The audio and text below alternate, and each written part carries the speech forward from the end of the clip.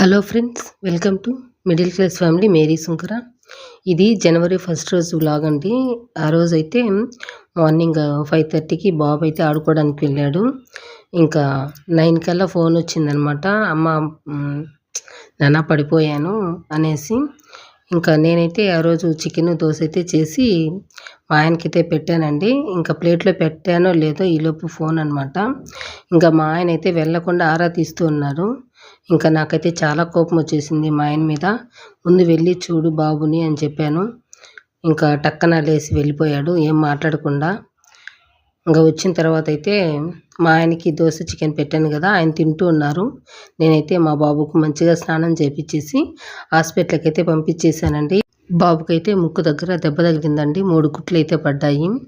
ఇంకా నైట్ అయితే పడుకో అన్నాడు బాబు. స్కూల్ వర్క్ ఉంటే పాప అయితే చేస్తూ ఉందండి ఇక్కడ.